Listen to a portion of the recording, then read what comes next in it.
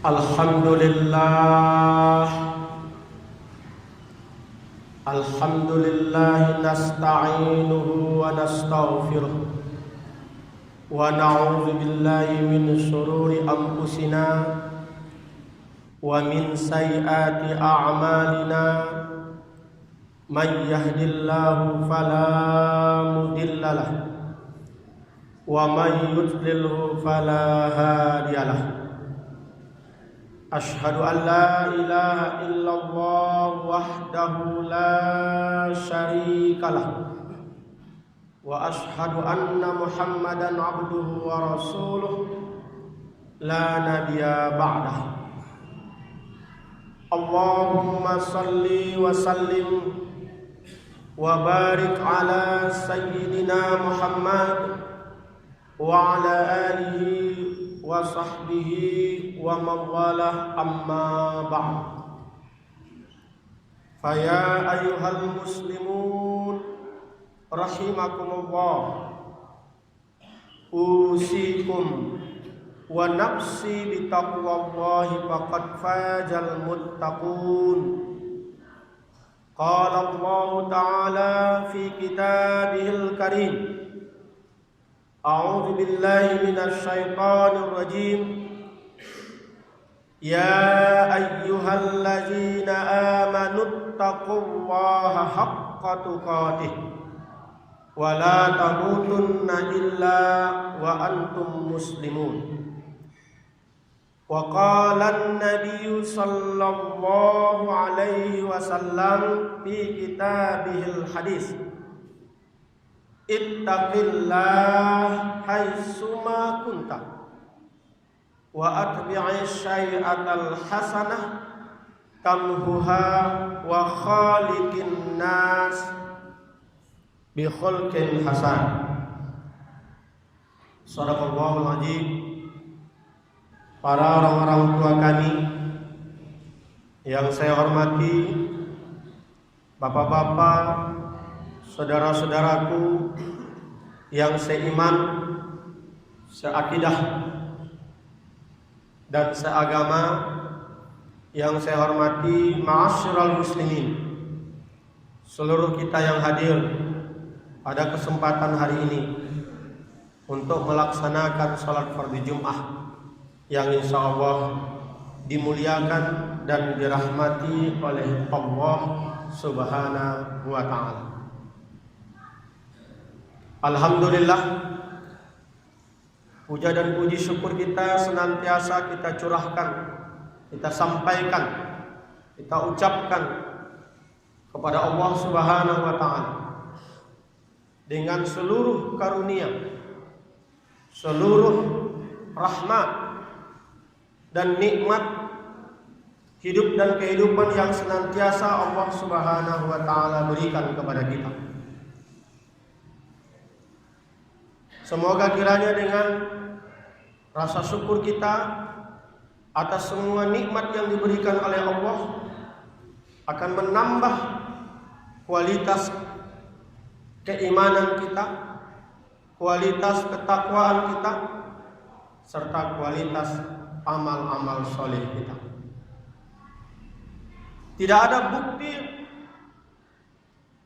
kita mensyukuri nikmat yang diberikan oleh Allah Subhanahu wa ta'ala kecuali dengan cara beramal soleh, melaksanakan seluruh pekerjaan dan aktivitas kebaikan.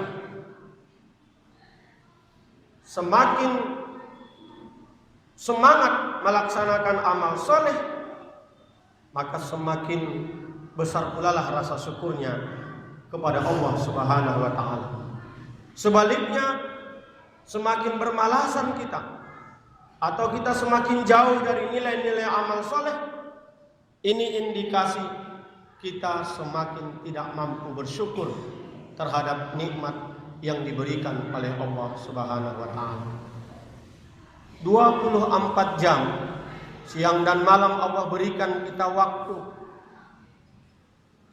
Kalau kita hitung-hitung betapa Allah lebih memberikan waktu untuk kehidupan dunia lebih banyak kepada kita ketimbang waktu kita beribadah kepadanya secara ibadah mahdoh. Lihatlah misalnya waktu tidur kita. Dari 24 jam siang dan malam, kita ambil 5 sampai 6 bahkan 8 jam kita tidur. Waktu makan kita ambil saja misalnya sekali makan 10 menit.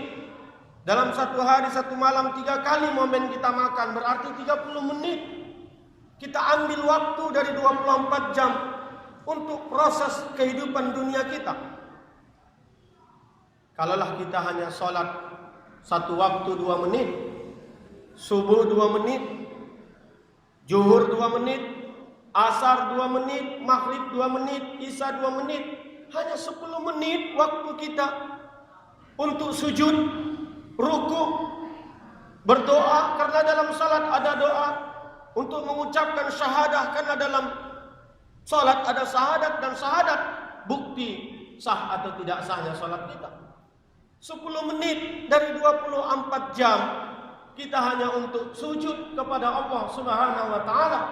Itu pun kalau kita kufur terhadap nikmat Allah, betapa banyak saudara-saudara kita begitu ringan dan begitu mudahnya meninggalkan ibadah salat ini. Nauzubillah summa nauzubillah min dzalik. Itulah kenapa di dalam surah Luqman, surah ke-31 di dalam Al-Quran ayat 17, Allah mengabadikan dialog ayah dengan seorang anak. Ini sebagai isyarat kepada kita bahwa keteladanan kepemimpinan, keteladanan karakter, keteladanan perilaku dan sikap lebih baguslah ditonjolkan oleh ayah kepada anak daripada sekedar ibu kepada anak. Karena ibu adalah kiblat dan contoh keteladanan kasih sayang, sementara ayah adalah contoh keteladanan dari sikap perilaku dan nilai-nilai leadership kepemimpinan. Itulah kenapa di dalam Al-Quran ada banyak dialog ayah dengan anak dan sedikit dialog ibu dengan anak. Dan salah satunya adalah dialog Luqman kepada anaknya, ketika Luqman di dalam surah 31 ayat 17 ini berkata melalui firman Allah, "Ya bunayya, wahai anakku, aqimus shalah," dirikan salat. Perintah untuk mendirikan salat itu dari orang tua yang bernama ayah, dan ayahlah harus jadi teladan paling depan, memberikan contoh ketaatan kepada Allah kepada anak. Ya bunayya, wahai anakku, aqimus shalah, dirikan salat. Karena salatlah salah satu indikasi kesolehan seseorang. Sebaik apapun akhlak dan moral seseorang, kalau dia meninggalkan salat, ini bukan orang soleh. Sejujur apapun orang, sepintar apapun orang, sebaik apapun orang, kalau dia ringan meninggalkan salat atau sama sekali tidak salat, ini bukan orang soleh. Kesolihan seseorang, kebaikan seseorang dilihat dari bagaimana dia melaksanakan salat. Itulah kenapa nanti di yaumil akhirat salat adalah amalan yang pertama kali akan dihisab. Dan salat pula lah yang akan mampu menutupi amalan-amalan kita yang lain kurang atau tidak khusyuk. Makanya kita disunnahkan untuk memperbanyak amalan salat sunnah, karena itu akan mampu memberikan syafaat nanti di yaumil akhirat. Dan salat adalah rukun kedua setelah syahadat. Dan salat pula lah yang membedakan kita dengan orang kafir. Maka wajarlah kesolihan seseorang diukur dari salatnya, bukan dari yang lain. Maka wajarlah pula Luqman mewasiatkan kepada anaknya, "Ya bunayya, wahai anakku, aqimus shalah," dirikan salat. Tetapi kelanjutan ayat ini, Luqman ternyata tidak menginginkan anaknya menjadi orang soleh. Luqman sebagai orang tua, atau kita sebagai orang tua, tidak hanya bangga dan puas hati kalau anak kita, keturunan kita, generasi kita itu hanya menjadi generasi solih. Tapi ternyata Luqman menginginkan anaknya, generasinya, keturunannya itu bukan sekedar solih, tapi muslih. Makanya yang dipesankan Luqman kepada anaknya melalui ayat ini, wa'mur bil ma'ruf, serulah orang berbuat baik. Wa anha 'anil munkar, cegahlah orang berbuat mungkar. Tak bisa kau hanya solih saja, tetapi bagaimana kesolihanmu itu engkau transferkan ke orang lain. Nilai-nilai kebaikanmu, nilai-nilai keimananmu harus mampu engkau tularkan orang-orang terdekatmu kepada orang-orang terdekatmu. Karena Allah juga sudah berfirman, ya ayyuhallazina amanu ku anfusakum wa ahlikum naro. Wahai orang beriman, jaga dirimu. Artinya jadilah kita orang soleh, tapi jangan menjadi soleh yang tak berdaya guna. Soleh untuk diri kita sendiri, tapi tidak mampu kita mengantarkan kesolehan buat orang lain. Maka dituntut kita untuk menjaga keluarga kita, istri kita, anak-anak kita, tetangga kita, relasi kita, kawan sekantor kita, kawan-kawan sekolah kita, agar terhindar dari api neraka. Maka jadilah kamu menjadi agen of change, agen-agen kebaikan, anasirut taghyir, agen-agen pembaharuan. Ada magnet kebaikan di dalam diri kita yang bisa mengajak orang, bukan mengejek.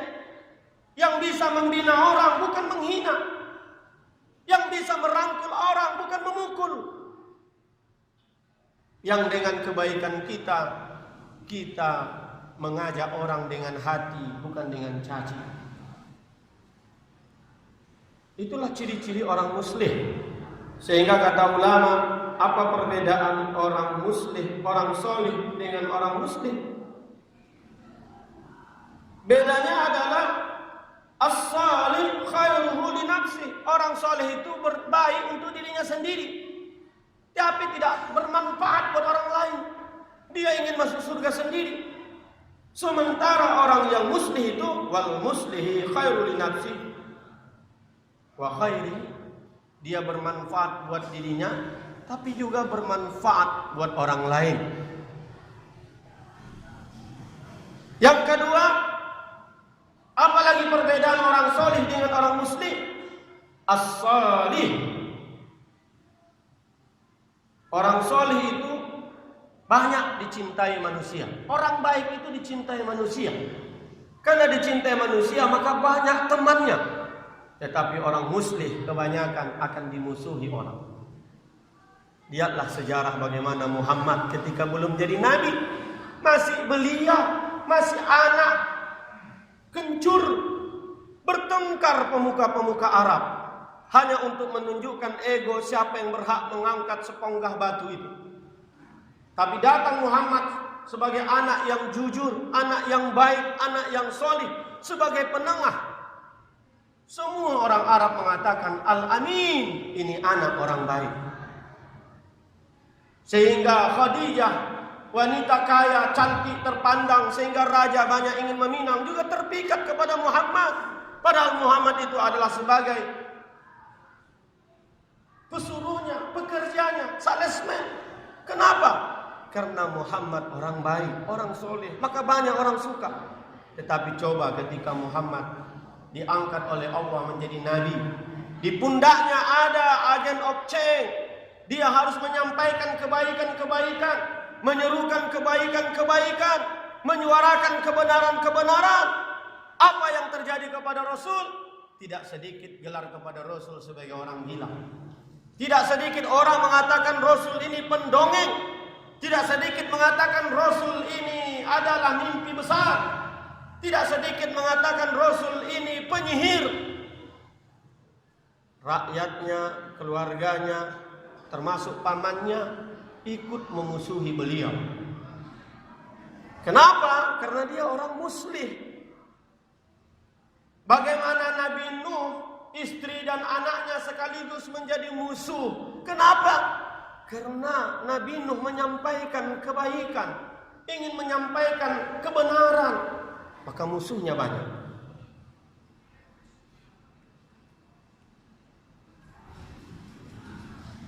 Yang ketiga, apa kelebihan orang soleh dengan orang muslim?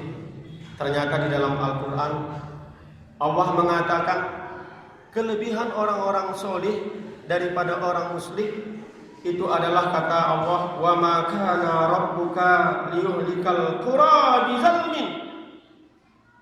Tuhanmu sekali-kali tidak akan membinasakan negeri-negeri secara jolim, tidak memberikan hukuman kepada negeri, kepada bangsa, kepada kampung, kepada kota, kepada kabupaten, kepada kelurahan secara jolim, selagi masih ada kata Allah, wa ahlaha muslihun. Ada orang-orang yang muslih, orang-orang yang senantiasa mencintai kebaikan dan menyampaikan kebaikan, walaupun mereka jumlahnya sedikit. Enggan Allah memberikan hukuman kepada negeri itu. Ternyata orang muslih ini, Bapak, pahlawan yang tak tercatat dalam sejarah. Pahlawan yang tidak dimakamkan di makam pahlawan. Tapi orang-orang muslih inilah yang mengurungkan datangnya ajab ke negeri ini.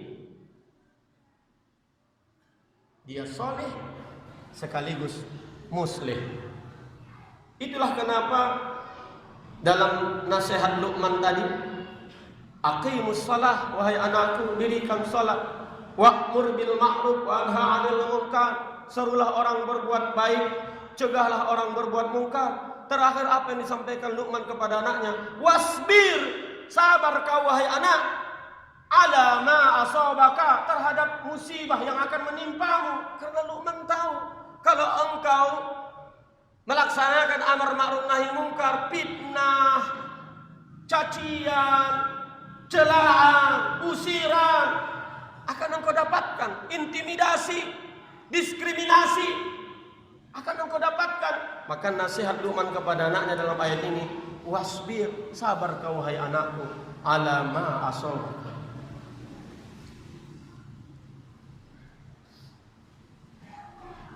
Kira-kira kita ini sudah menjadi orang soleh lalu muslih, atau hanya sekedar menjadi orang soleh tapi belum muslih, atau sama sekali soleh pun tak dapat, muslih pun tak dapat? Karena anak kita belum melihat kita sebagai seorang soleh. Bagaimana mungkin anak kita mau menjadi seorang muslih? Dia lihat ayahnya usahakan muslim, soleh saja tidak. Pernahkah kita kepada anak marah ketika anak tidak cepat tidur malam? Hanya karena ingin takut dia sholat subuhnya telat? Tidak. Kita lebih banyak mengedepankan masalah dunia kepada anak. Sehingga sering kita mengatakan, wahai anakku cepat tidur, besok kau sekolah terlambat. Padahal alangkah baiknya seorang ayah mengatakan, wahai anakku cepat engkau tidur, supaya besok bisa sama ayah subuh berjemaah ke masjid saksi. Pernahkah ada orang tua memberikan hadiah motivasi dengan sepeda, motor remote, atau barang-barang mainan yang berharga buat anak-anak dalam posisi akhirat bukan karena dunia? Yang sering kita jumpai adalah, wahai anakku, kalau engkau dapat ranking 1, pandai matematika, bisa bahasa Inggris, ayah belikan engkau sepeda. Pernahkah kita mengatakan, wahai anakku, mari sini dulu, praktekkan salatmu, ayah mau melihat apakah salatmu sudah sempurna atau tidak. Kalau engkau lulus salat di depan ayah, akan kubelikan engkau sepeda. Wahai anakku, praktekkan dulu wudu'mu, bagaimana ayah mau melihat apakah wudu'mu sudah benar atau tidak. Sini dulu lihat bagaimana bacaan Qur'anmu. Kalau engkau lulus, ayah belikan engkau mobil remote. Kita tidak hanya mendidik anak kita menjadi orang yang berhasil di dunia, tapi berhasil di akhirat. Karena harapan kita adalah, Rabbana hablana min azwajina wa dzurriyyatina qurrata a'yun waj'alna lil muttaqina imama. Kita minta kepada Allah, ternyata pasangan kita, generasi kita bukan hanya menjadi generasi solih, tapi kalau bisa menjadi generasi muslim. Kenapa? Karena minta kita, generasi kita ini menjadi pemimpin buat orang-orang bertakwa. Jangan orang-orang bertakwa dipimpin oleh orang-orang yang tidak bertakwa. Maka doa ini diabadikan oleh Allah dalam Al-Quran dan kita baca berulang-ulang habis sholat. Rabbana hablana min azwajina wa zurriyatina qurrata ayun waj'alna lil muttaqina imama. Kita minta generasi kita jadi pemimpin di tengah-tengah umat yang bertakwa. Artinya kita tidak puas anak kita itu hanya jadi solih, tapi kalau bisa dia menjadi orang yang muslih, yang lebih bermanfaat buat orang lain bukan hanya kepada dirinya. Khairun nas anfa'um linnas, kata Rasulullah. Sebaik-baik manusia adalah orang yang bermanfaat buat orang lain. Mudah-mudahan apa yang dinasihatkan Luqman kepada anaknya melalui firman Allah pada surah 31 ayat 17 ini menjadi motivasi kepada kita agar menjadi seorang sosok ayah yang mampu mencetak anak yang solih dan muslih di tengah-tengah umat yang hari ini sudah saleh. Barakallahu wa lakum fil Qur'anil Karim wa nafa'ani wa iyyakum bima fihi minal ayati wa zikril hakim. Aqulu qawli hadza fastaghfiruh innahu huwal ghafurur rahim.